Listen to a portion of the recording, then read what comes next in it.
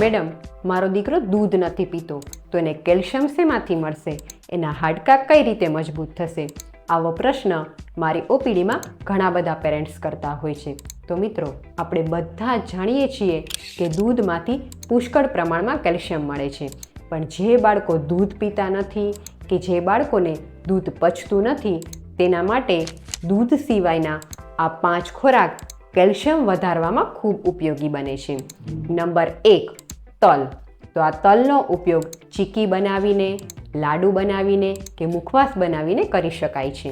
Number 2, રાગી.